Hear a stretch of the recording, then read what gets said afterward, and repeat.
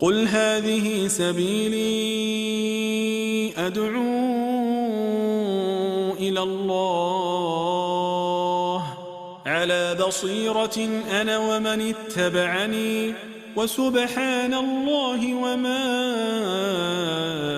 أنا من المشركين.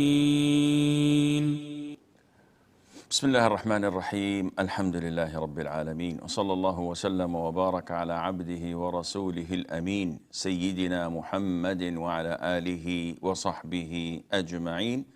أما بعد, dear brothers and sisters in Islam, Assalamu alaikum wa rahmatullahi wa barakatuh, and welcome to this new episode of Ask Zad, coming to you Sunday afternoon. And we have a number of questions pending. We will take 3 questions from the emails, and then we will take your direct phone calls. Sarah says, is the biological father of an illegitimate girl mahram for her? Must she cover herself in front of him, not travel with him, and not be alone with him, as if he is a stranger? What about an illegitimate son and his biological mother? As for your question, Sarah, the whole incident is summarized by the hadith of the Prophet ﷺ in a long story where he said, Al-waladu lil-firash, the born child belongs to the owner of the bed, which means that if the woman was married, then the owner of the bed is the husband. So the illegitimate child belongs by default to her husband. This is the default. وَلِلْعَاهِرْ الْحَجَرْ, and to the fornicator, the man who is allegedly the biological father, gets nothing except a stone, meaning nothing. He has nothing to do with the illegitimate child, even if he claims the child and says it's mine.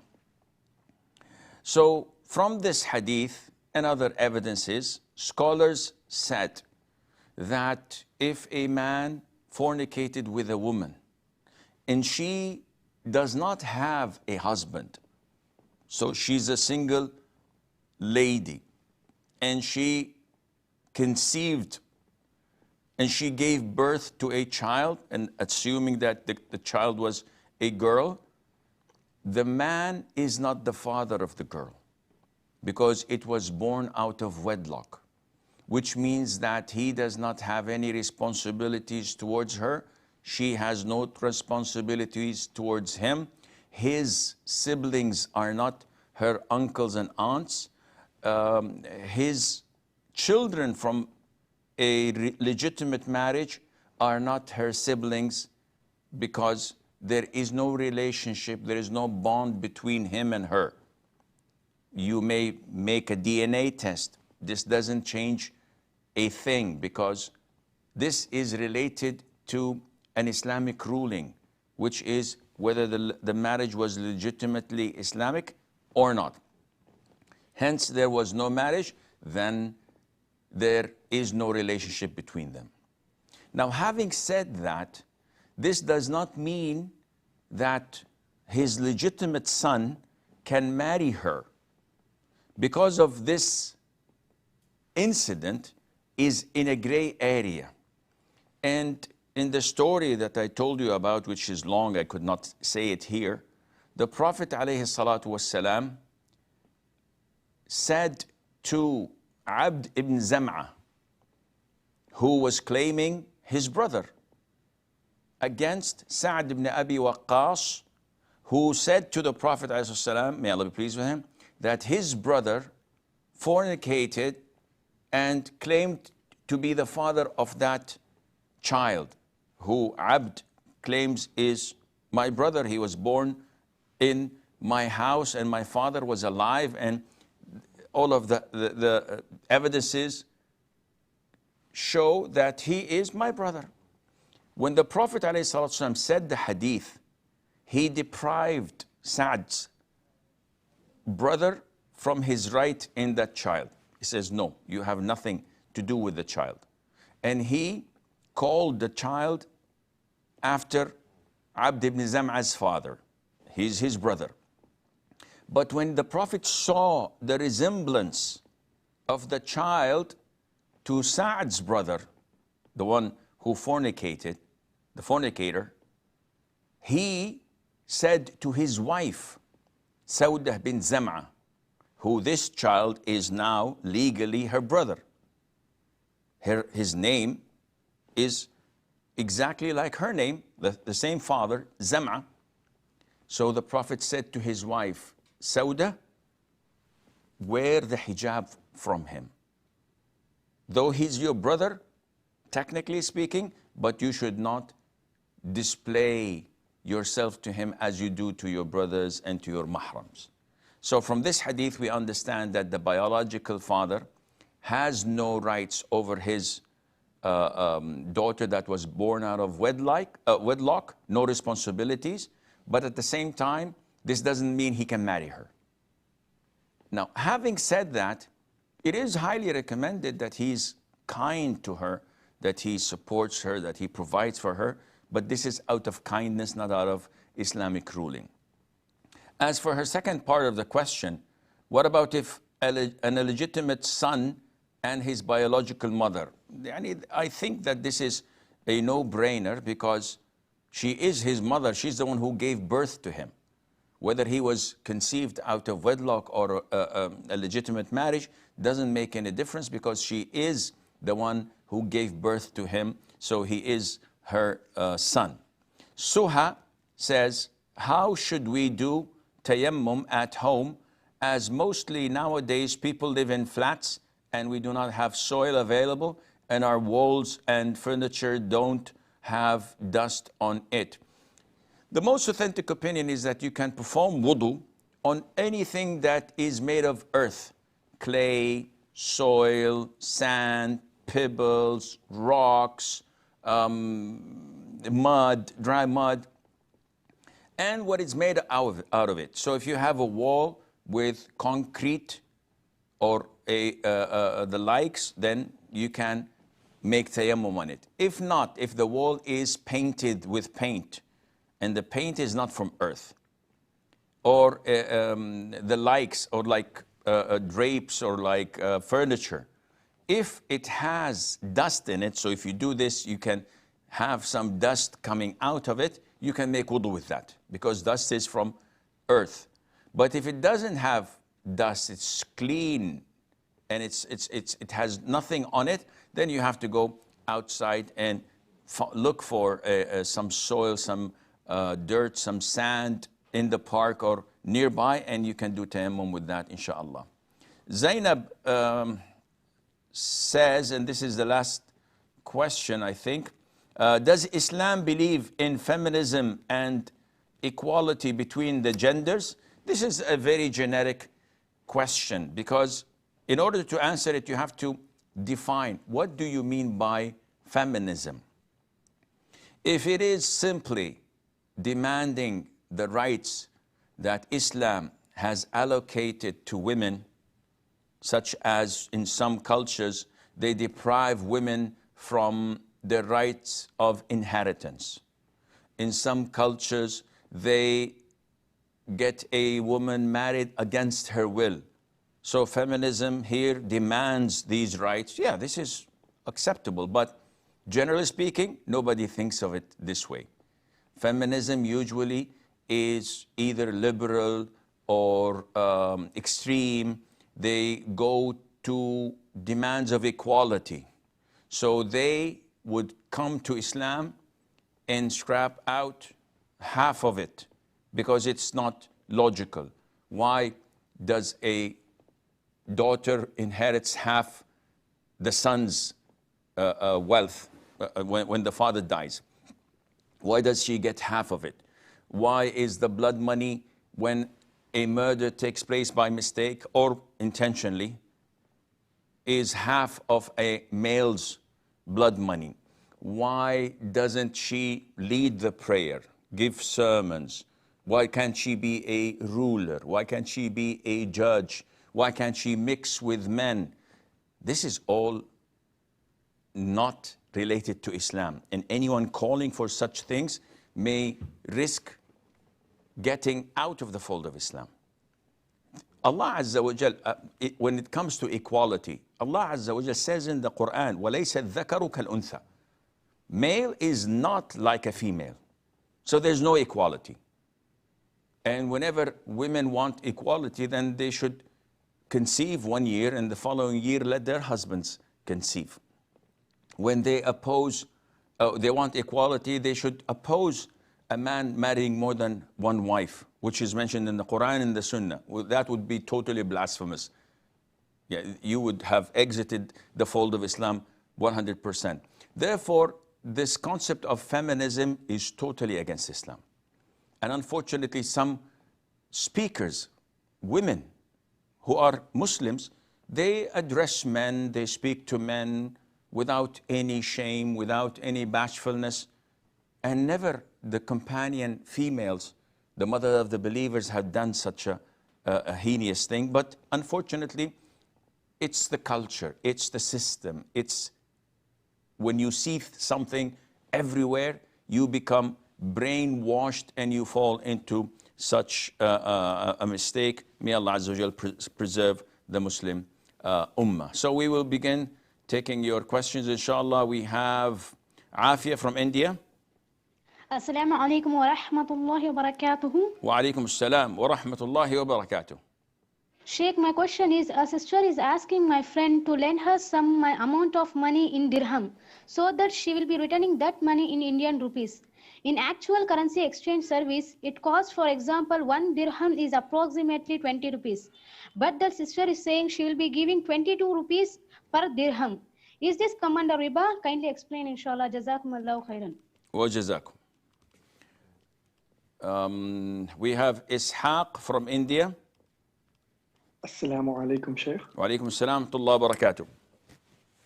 My question is, can men shave or trim the hair that's below the lower lip and above the chin, or if it's considered to be a part of the beard? Okay, I will answer, inshallah. Latifa from the US. Latifa from the US.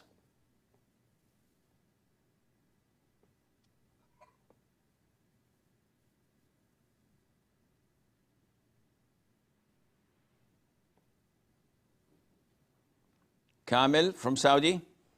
Assalamu alaikum, Sheikh. Assalamu wa barakatuh. What is the status of the properties bought through not permissible means, and these properties were acquired when we ignorant? You have to give examples, Kamil. I cannot answer generic questions. Property Right, bought from haram means such as what? Such as our houses, our car, our motorcycle. Through What is the haram means? This, the loan involved with the riba-based transaction. Okay. What's the second question? No, these properties were acquired when we ignorant. Now we realize this one not permissible. Okay, I will answer you, inshallah. Mahdi from Bangladesh. Assalamu alaikum, Sheikh. Salamullah. Sheikh, sometimes I watch YouTube videos about cars and food which contain background music. Now I know that they're haram, and inshallah I will leave them, Sheikh. So Sheikh, my question is that can I do dhikr while watching these videos? Okay, I will answer, inshallah. Mahfoudin from Indonesia. Mahfoud. Assalamu alaikum, Sheikh. Salamullah wa barakatuh. Thank you, Sheikh. I have a question. Yes, sir. Regarding practice done by most of the Muslims here, they say that when we go through a graveyard, we must say the greeting, Assalamu alaikum ya ahli kubur. So is this practice authentic, and is it from the Sunnah, or is it fabrication? Ta'adu masala. Inshallah, I will answer you. Mukhtar from Nigeria. السلام عليكم يا شيخ. وعليكم السلام ورحمة الله.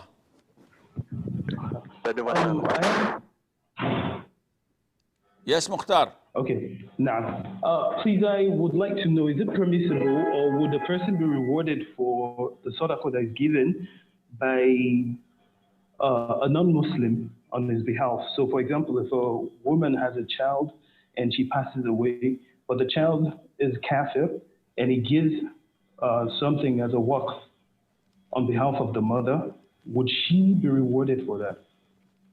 Okay. I will answer, inshallah. Shihab from Bangladesh. Assalamu alaikum, Sheikh. Salamtullah. Sheikh, if I join the last rakah in a 4 rakah congregation prayer, after the Imam concludes the prayer, I have to stand up and sit in the second rakah. But when I will recite recite another surah with Fatiha. Okay. I will answer, inshallah. Faizan from India. Assalamu alaikum, Sheikh. Wa alaikum assalam wa rahmatullahi wa barakatuh. How are you, Sheikh? I am well, alhamdulillah. What can I do for you? May Allah keep you steadfast in Islam. Sheikh, my brother had a question. He says, Dear Sheikh, I read from a publication that says I cannot reproduce its content in any way, like in digital form or in any way. However, I take notes from it and sometimes copy a text from it by typing it down that I wish to share with people so they benefit, like the statement of a scholar, etc. Is it permissible to share in such a manner after typing small parts of the text down separately? Jazakallahu khairan. Wa jazak. Ismail from the US. Assalamu alaikum wa rahmatullahi wa barakatuh, ya Sheikh. Wa alaikum assalam wa rahmatullahi wa barakatuh. Hayyakallah, ya Sheikh. Barakallah feek. Ya Sheikh, one question. If a man has long hair, can he put his hair in a ponytail? Okay. Jazak. Wa jazak. And we have Labib from Bangladesh. Assalamu alaikum, Sheikh. Salamtullah. Sheikh, yesterday I asked you a question about there is a sheikh asking there is no permission to hear the recitation of an innovator. So today I want to clear it a bit about, may Allah bless you and me, is that he said that Ibn Sirin have said that it is not permissible to listen to the recitation of the Quran of an innovator. The reason that this Da'i is saying that because you may fall in love with that innovator, and falling in love with the innovator and respecting him, that means that you are going against the Prophet ﷺ. So he is saying that let alone listening to the lectures of them, it is not even permissible to listen to the recitation of them, for you may fall in love with them. So please clarify. Okay, I will answer, inshallah. We have Rahmatullah from India. Assalamu alaikum, Sheikh. Salamtullah. Yes, sir. Assalamu alaikum. Alaikum assalam wa rahmatullah. Yeah, Sheikh, I have a question that, I suffer from constant whispers and waswas. So the thing is that it occurs in all types of wudu, all kinds of wudu, like salah, wudu, then taharat, in all of this. So I was asking that I make a constant effort to repel these thoughts, but keeps coming, and it kind of making things difficult for me, and I can't, concentrate on my work or studies and anything, and making it very difficult for me to concentrate on the things. Okay. So I will answer you, inshallah. Leiden from Macedonia. Leiden? Can you hear me? I can hear you. Assalamu alaikum. Salamtullah. Can you advise me on how to eat less, because I'm not fat, but I often exaggerate in eating? How much do you weigh? I'm normal weight. I don't weigh less nor more, but I exaggerate in eating. Okay, I will, inshallah. Kulama from Saudi. Assalamu alaikum. Salam wa rahmatullah. Assalamu alaikum. Wa alaykum assalam wa rahmatullah. Assalamu alaikum. Okay, he's playing around. The following caller, please. Parents should know how to restrict their children from playing around with serious programs. Mehwish from the US. Assalamu alaikum wa rahmatullahi wa barakatuh, Sheikh. Alaikum assalam wa rahmatullahi wa barakatuh. Sheikh, I wanted to know, what is the punishment for rape, and is the victim required to forgive their oppressor? Jazakumullahu khairan. Wa jazakum.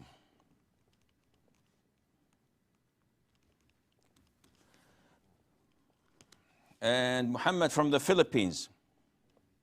Assalamu alaikum, Sheikh. Salam wa rahmatullah. Hi, Sheikh. Alhamdulillah, Akhi Muhammad. Yes, sir. My question, Sheikh, is, Sheikh, I have this anxiety and fear of death, Sheikh, and it's getting worse, Sheikh. And I'm even afraid, Sheikh, to go to the masjid, Sheikh, because I always think about death, Sheikh. And I'm always depressed, Sheikh. And can you advise me, Sheikh, how to cope up with this? Now, I could not hear from your question except Sheikh, Sheikh, Sheikh. So speak slowly, please. You're afraid from going to the masjid? Sheikh, my question, Sheikh, is I have this anxiety, Sheikh, of fear of death, Sheikh. And fear of death. Okay. And how long you had this? It's new, Sheikh. Yeah, I don't know. It's been 2 weeks. Okay. Did you die? No, Sheikh. So yeah, it shows you that your fear is unrealistic. I have patients that come and talk to me. They have the fear of death for the past 3 years, and it's crippling them. They're not able to do anything. Are you dead? No. So what? This is whispers from shaitan. Anyhow, I will tackle this, inshallah, if there is time. Mu'izz from India. Assalamu alaikum, Sheikh. Alaikum assalam wa rahmatullahi wa barakatuh. Sheikh, my question is regarding applying black dye. There's one hadith in Sunan Ibn Majah, which is a dhaif, and Rasulullah says in that the best thing which you can dye your hair with is black. It makes your women desire and create fear in the hearts of enemies. But there's one more hadith which is sahih, where Rasulullah said in Sunan An-Nasai that some people will dye their hair black like the breasts of pigeons at the end of time, but they will not even smell the fragrance of paradise. So Sheikh, so these hadiths are contradicting one another. So is it permissible to apply black color on your hair? Okay, I will answer you, inshallah. Naeem from Bangladesh. Assalamu alaikum wa rahmatullahi wa barakatuh. Wa alaikum assalam wa rahmatullahi wa barakatuh. Sheikh, I work at a university, so where there are 2 publications are required for promotion. So can I publish them in predatory journals, which will accept money and publish whatever you put to them? In that case, will my income be halal? Okay, I will answer, inshallah.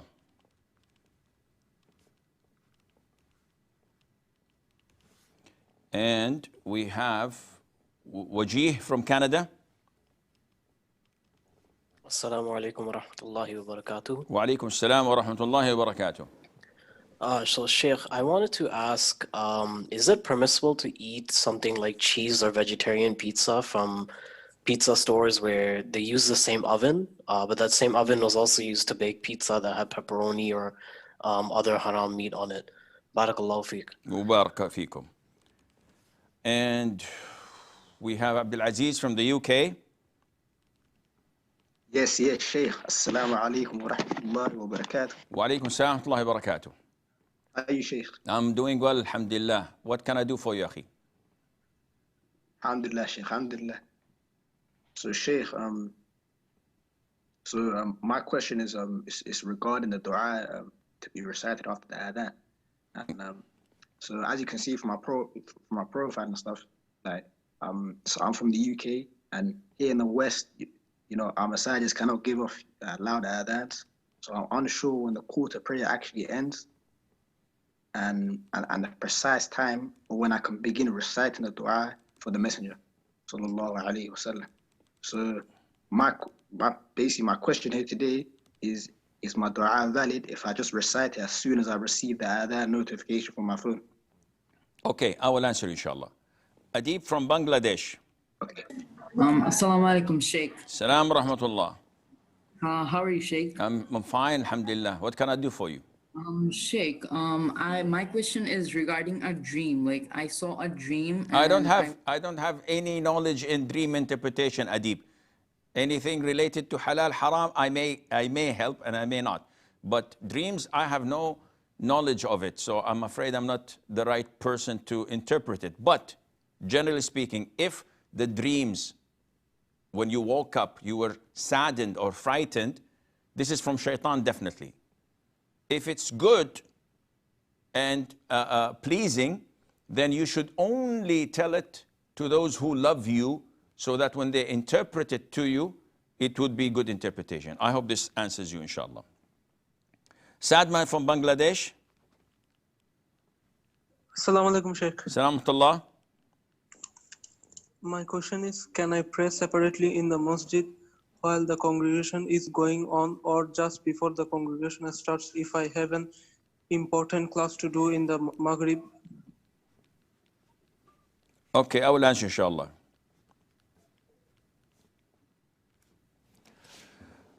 Okay, I will answer the question, inshallah, without taking a break. And we hope that we can accommodate all of them in today's episode. Afia from India. She says that a person borrowed in dirhams, Emirati dirhams, and wants to return it in Indian rupee. If this is precondition, this is not permissible. They have to return it in the same currency. But if I borrowed 10,000 rupees from a friend, and 2 years later I want to pay the brother his 2,000 rupees, should I pay them in rupees according to the prices 2 years ago, to the rate 2 years ago? No, this is totally haram riba. If I borrowed any amount of money in one currency and I would like to return it after 6 months, a year, 5 years, it has to be in the same currency, which is Emirati dirham. Or the other option is to look at these after 5 years, when the payment is due today. My loan was 5 years ago. Today I'm going to pay it back. Today I have to see the exchange rate of 10,000 Emirati dirhams and give it in rupees according to today's exchange rate. This is the only way that it can be done. Ishaq says, what's the ruling on what is known as al-afannaqa? This is this area, this hair that is under the lower lip and above the chin. What's the ruling on it? Is it part of the beard? The most authentic opinion is that it is not part of the beard, and it can be shortened or shaved if one wants to. And if you want to be safe rather than sorry, just leave it. Kamil from Saudi Arabia, he says, we bought many properties when we were ignorant. Cars, on loans. Now we know that it is haram. What should we do? What is past is past. When you were ignorant, Allah will not hold you accountable. And this is from Allah's mercy. So it's gone. As long as you have paid for it in full, it's yours. You can use it, you can sell it, you can benefit from it without any problem, inshallah. Mahdi from Bangladesh, he says, sometimes I watch music, well, not music, beneficial videos about cars, about mobile phones, and there is background music. So if I make dhikr, would I be sinful? This depends. If making dhikr while knowing that there is a sin going on and you are caring less about the sin of Allah, so you're listening to the sin and making dhikr, this is disrespectful to Allah. But if you're forced, like if I go to a mall and the music is blowing everywhere and I have to go to the mall, so what do? I either listen to the Quran or I make dhikr so that I would take my mind off what is being played. So this is okay, this is halal, there's no problem in that. But as long as you know it's sinful, then you should not do this. This is something that you must avoid and stay away from.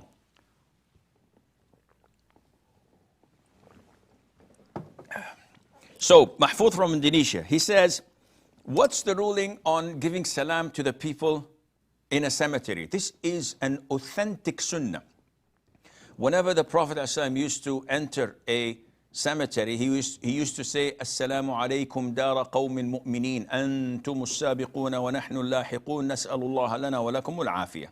So such dhikr is part of the sunnah without any problem. So whenever you pass by a cemetery of Muslims, you should make dua for them, you should give salam to them, and this fills their graves, insha'Allah, with light. Mukhtar from Nigeria, can the charity of a kafir be accepted when he does this on behalf of a Muslim? Well, this has two folds. First of all, a disbeliever, whatever good he does, he's not rewarded for that. And this reward is definitely not coming his way on the Day of Judgment. So it would not benefit him. He may benefit from it in this life. So his health, his wealth, his food, his drinks, whatever good things happening to him, this is a result from whatever good he did in this life. But when he dies, it's hell for eternity. It's not going to benefit him. Now, the evidence, وَقَدِمْنَا إِلَى مَا عَمِلُوا مِنْ عَمَلٍ فَجَعَلْنَاهُ هَبَاءً مَنْثُورًا. And we, that is Allah Azza wa Jal, would make whatever good they had done into dust. Now, if he does this on behalf of a deceased Muslim, so in this life, people benefited from this endowment. He made a building and the revenue would be given to the poor, so the poor are eating, the needy they're getting their stuff fulfilled. All of this is happening. In this case, he, the kafir, would not benefit from it, but the deceased would benefit from it, insha'Allahu Azza wa Jal. Shihab from Bangladesh, she says, I offered the last fourth rak'ah with the Imam. And when the Imam offered salam, I stood up and I was praying my second rak'ah. So I recited the surah, the Fatiha. Should I recite a surah afterwards? The answer is up to you. The general misconception that people have, they think that reciting a surah after the Fatiha is mandatory, which is not. So if I read the 4 rak'ahs of Dhuhr, and I only recite Fatiha in the 4 rak'ahs, nothing else, my prayer is valid. And there's nothing wrong in what I have done. It's less in reward because I skipped a sunnah. But it's a sunnah at the end of the day. So generally speaking, according to what you believe, Shihab, you should recite a surah after Fatiha in your second rak'ah, because the rak'ah you prayed with the Imam, it was the Imam's 4th rak'ah, but it was your first. So when he offers salam, you pray your second, which we recite surah after Fatiha. Your third and fourth, only the Fatiha, and Allah knows best. Faizan, he says some publications have this disclaimer that all articles are not to be reproduced, not to be copied, not to be shared, not to be... Why wouldn't they put also not to be read? This is not logical. I bought the magazine or the book with my own money. So if I would like to share a whatever, part of it online, or photocopy it and give it to a friend, or use it in my speech, do you think that all my lectures and speeches are from thin air? I'm making them. I have to do a lot of research and collect from here and there, and there's nothing wrong in that. So you have no problem. What they meant by this disclaimer usually is that they would like you to not benefit, not to make business out of it. So they don't want it to be used commercially. But if it was for private use or to benefit a friend or relative or a neighbor, there's no problem in that. Ismail from the US, what's the ruling on having long hair and a ponytail? We've answered this question numerous times. And we said that growing the hair for men and having long hair, it's a cultural thing. So if you are in some tribes in the deserts or the Bedouins, or you are in some place in Jamaica, for example, or the Bahamas or whatever, the Caribbeans, where men is normal for all of them to have long hair and dreadlocks even. There's no problem because this is the norm. But when you have long hair in an area or a culture or a community where they consider this to be not manly, they consider this to be sort of feminist, and most Arab countries do this. So here in Arabia, when we see a man growing his hair long, wearing I don't know what they call it on their hair, or putting it as in a ponytail, we say that this is probably either gay or imitating the disbelievers. He's imitating an actor, a wrestler, or a singer. And all of this is haram and a major sin.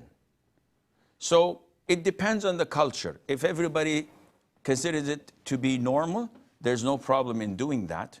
The companions used to do that, but they all used to do that with long beards and with real men inside out. But what we see from the youth nowadays and from some of the men who do this, wearing bracelets, wearing chains, and bling blings, and all of this is not permissible due to the fact that they're imitating the disbelievers, and Allah knows best. Labib from Bangladesh was clarifying what he had asked about yesterday in regards to a scholar in his country who said and quoted that Ibn Sirin said that it is not permissible to listen to the Quran from an innovator because, and he gave the justification that you may fall in love or you may respect this innovator. All of this is bogus. I don't know if Ibn Sirin had said this to begin with. And as I said earlier, that we need to verify each and every piece of information that comes to us, whether it's authentic or not. Maybe Ibn Sirin never said such a thing. So just because a scholar said, Ibn Sirin said, I can spend all day long saying, Al-Hasan al-Basri said, Al-Hasan al-Basri said, and nobody is checking after me to see whether it is authentic or not. So first of all, we have to see whether it's authentic or not. Secondly, Ibn Sirin is not a companion, is not a messenger of Allah. He's a normal person with great respect and knowledge. So we respect him, but we cannot take whatever he says as a revelation from the Quran or the Sunnah.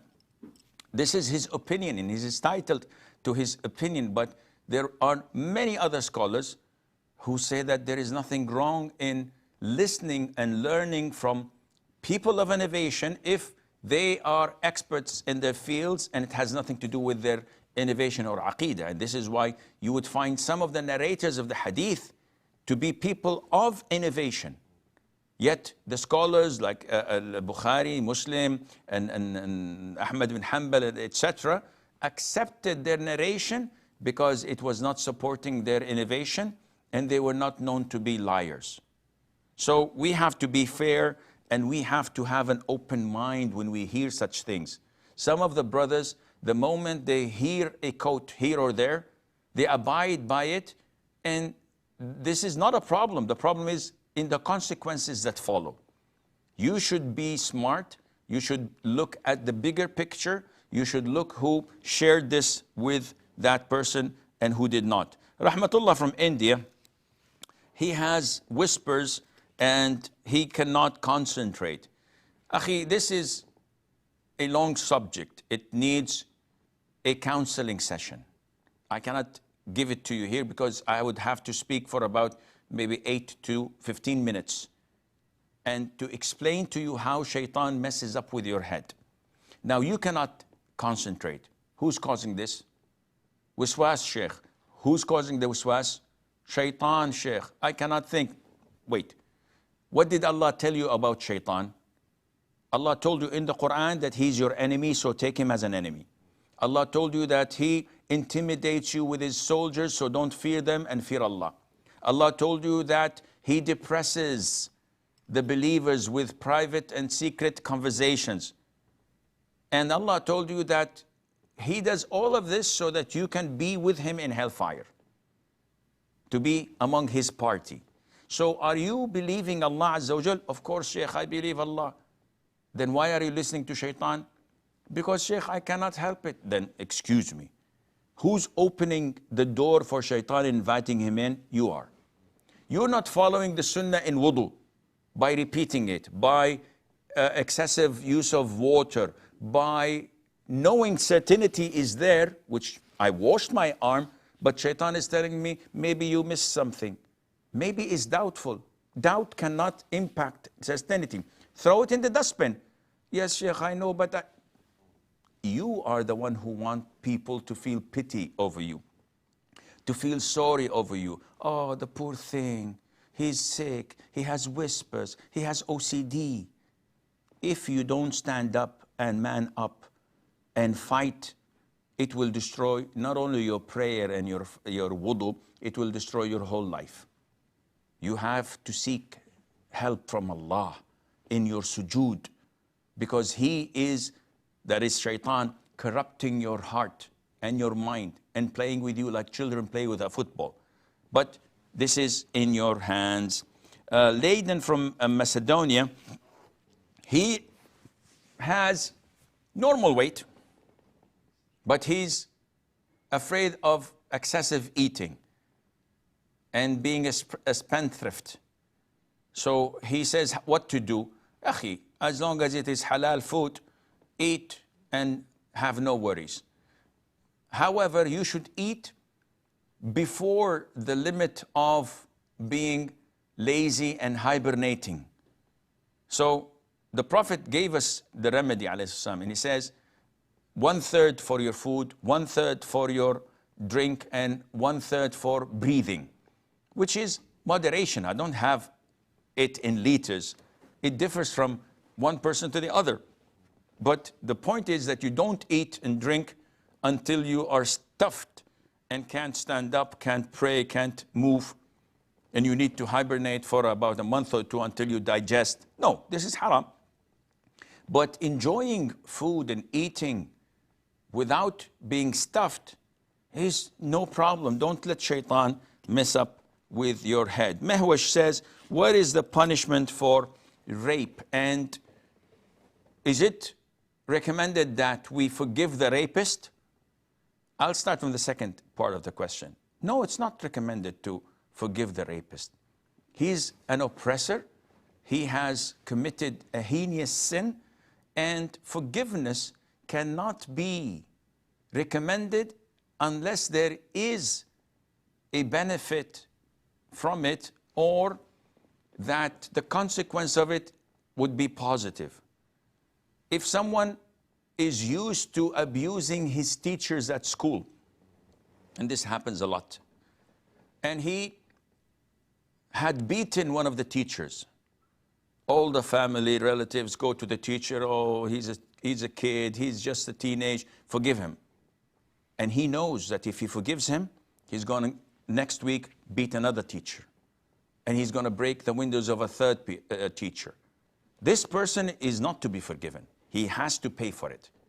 But if it is a mistake from a person who is not known to do mistakes, yes. And it's not as big as this mistake, because rape is not a mistake. It's something that is done, it's premeditated, it has a long process, and it shows the evil in that person. What's the punishment? This is up to the Muslim judge to decide.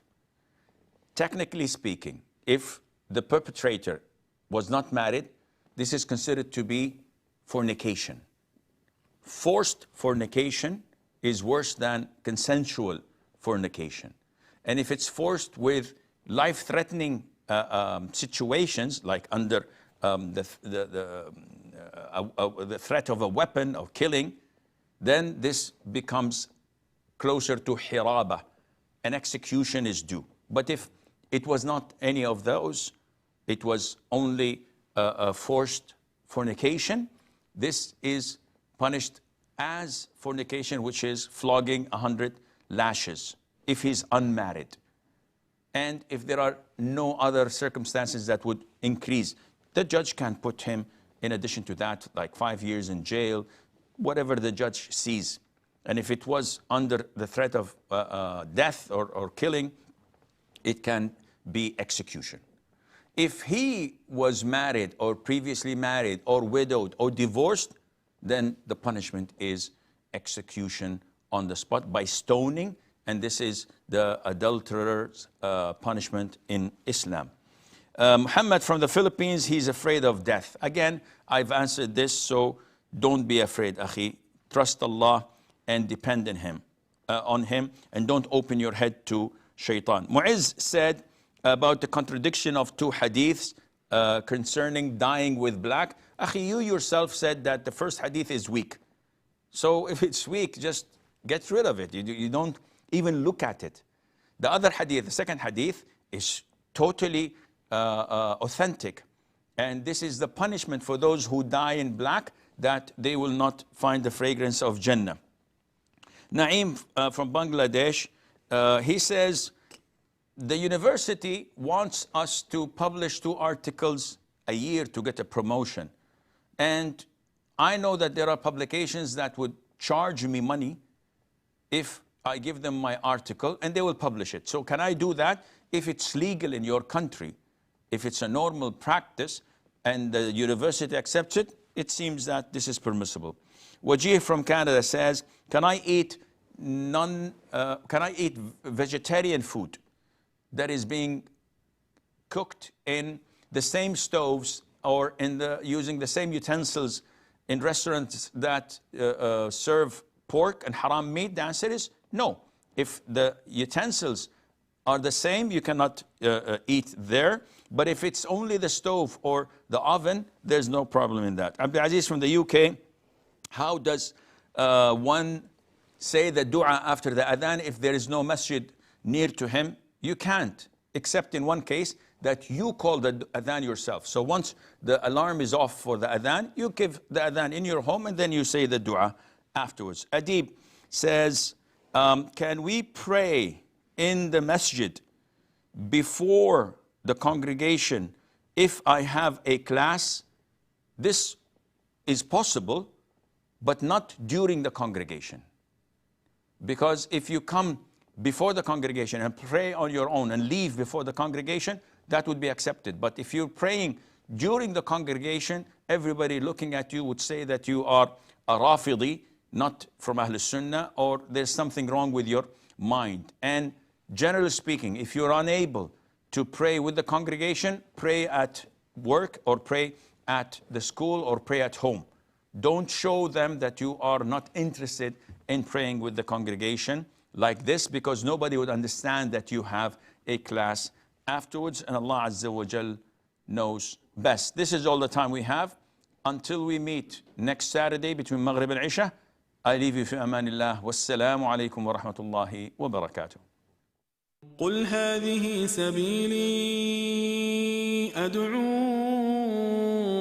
إلى الله على بصيرة أنا ومن اتبعني وسبحان الله وما أنا من المشركين